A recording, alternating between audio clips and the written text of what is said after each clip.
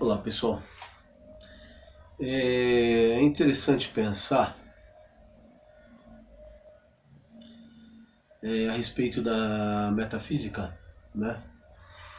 E é interessante, eu conversei com um amigo meu a respeito do exorcismo, né? Caso de exorcismo da Igreja Católica, caso de exorcismo, né? E nós havíamos falado sobre forças universais, forças do universo, vibração mental, né? E na opinião dele, ah, existem forças, energias, vamos dizer assim, né, universais, né, vibração, uma energia mental, e isso de certa forma influencia na psique humana, né, no comportamento humano, né. Então aquilo que as religiões ou a religião católica fala sobre demônios ou exorcismo pode ser, né, segundo esse meu amigo, pode haver uma probabilidade, né, de ser influência de energias negativas, né, de forças negativas que tem aí em volta, né, no universo. É como se esses demônios fossem uma espécie de símbolos de representação do mal, né? Mas o mal é metafísico, né? Segundo a nossa conversa aí, é interessante pensar que existem teorias e existem alguns testes que deram positivo, né? Testes acadêmicos que deram positivo com relação a influências dessas energias, né? Constelação familiar, por exemplo, é uma delas e fala sobre a influência, né, de gerações que vai passando de geração para geração a respeito de um problema. Um problema vai passando de uma geração para outra.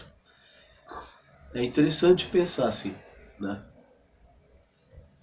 Na opinião dele, anjos e demônios são símbolos, símbolos construídos universalmente, construídos pela humanidade.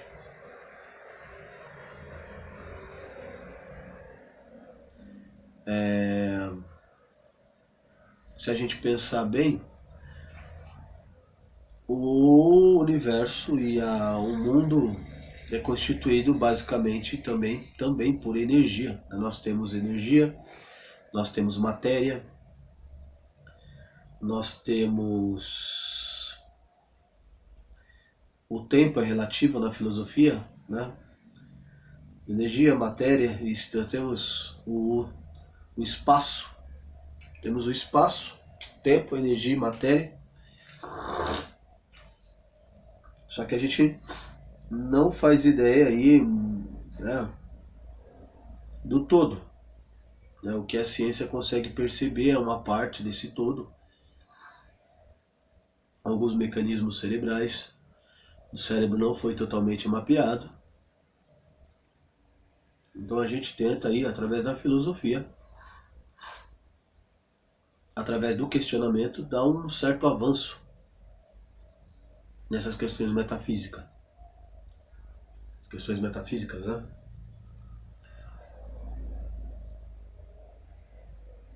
É interessante pensar assim, né, sobre essas energias e até que ponto ela tem uma influência em determinadas pessoas, em determinados locais. Existe um pensamento, vamos dizer assim, cristão, católico, sobre as 4 fases do exorcismo. Eu não me recordo de todas aqui, é vexação, possessão,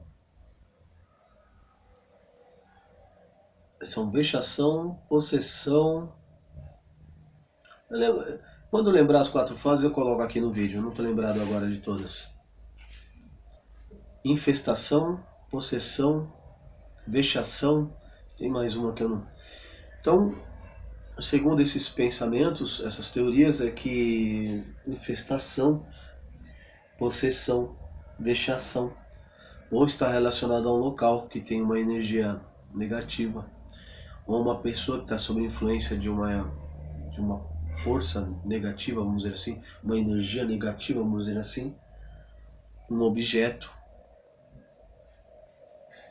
ou a pessoa está com aquela energia negativa, ou sendo influenciada por energias negativas.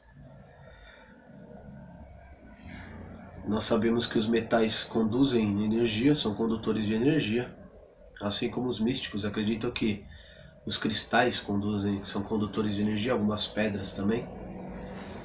E aí fica o questionamento, né? Até que ponto essas energias do universo influenciam na gente? A gente sabe que a gente se alimenta da terra, a gente tem contato com a natureza, né? E quanto mais próximo da natureza, mais a gente se sente bem, porque se parar para pensar em forma de matéria, materialisticamente pensando, né? Nós somos natureza, nós viemos do todo, universal, do cosmos, do universo. Nós nos alimentamos da natureza da Terra, né? Apesar dos produtos industrializados atualmente. E até que ponto essas energias naturais influenciam o ambiente? É um modo interessante, é uma coisa muito interessante para se pensar filosoficamente. É por isso que eu estou batendo bastante nessa tecla do Bergson. Depois do Ortega y Gasset, o que é filosofia, eu não sei porquê, mas Bergson parece que dá uma certa continuidade no que o Ortega y Gasset propõe, né? O Bergson, na Evolução Criadora, no seu livro Evolução Criadora, que eu estou em partes, lendo partes, ele descreve muito bem essa coisa essa crítica da ciência, né? Ele critica a ciência, o cientificismo, né? Ou esse pensamento cartesiano, metódico, de tentar descrever a natureza. E o Bergson, ele dá um pulo, ele dá vamos dizer assim, que na minha opinião, ele dá um avanço na leitura dessa natureza, né?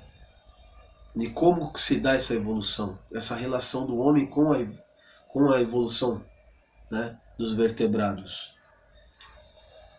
E a descrição que ele faz é riquíssima, né?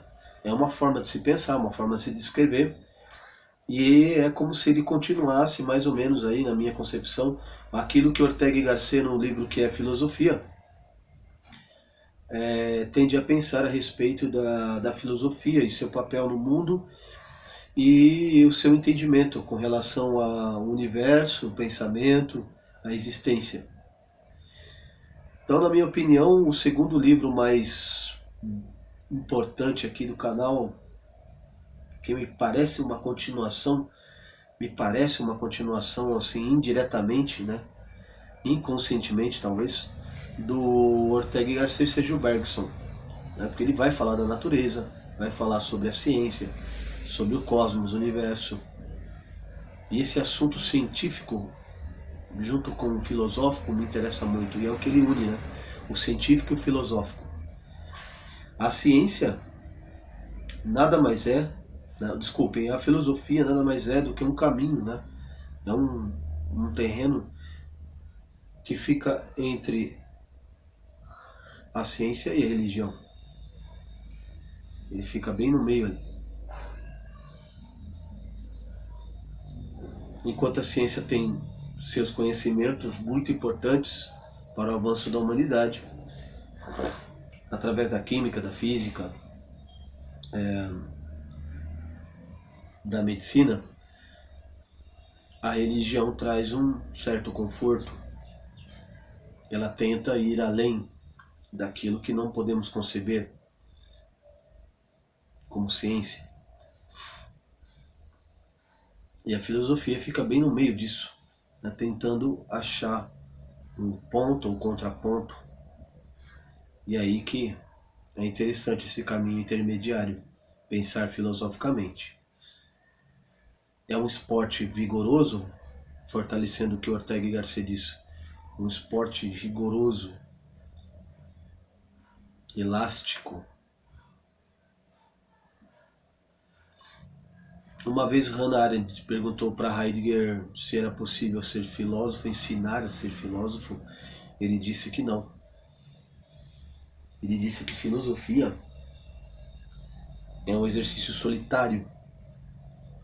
Filosofia requer muita leitura, E eu diria que eu vou além. Eu diria que filosofia envolve muito mais leitura do que qualquer outra profissão, qualquer outro ramo. Na minha opinião, o filósofo é aquele que leu e absorveu muito de milhares de livros, de assuntos diferentes, né?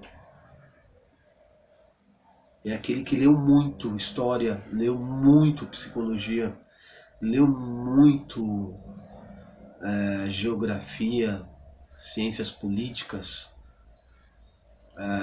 pedagogia. E o filósofo ele acaba se especializando, né, em um determinado assunto. Por exemplo, o Olavo de Carvalho parece que tem uma carga imensa em ciências políticas, né, em filosofia, né, porque ele dedicou anos e anos a fio àquele determinado assunto. Então é necessário ler muito, estudar muito, pesquisar muito. Esses segmentos, principalmente de humanas, parece que o filósofo, em sua maioria, se debruça mais às questões humanas, né? A ética, a estética, né? Ao conhecimento, que são os três pilares atuais da filosofia. Como conviver, o que é o belo e o que é conhecer, até que ponto a gente é capaz de conhecer, né? Bom, então é isso. É interessante pensar nessas formas metafísicas.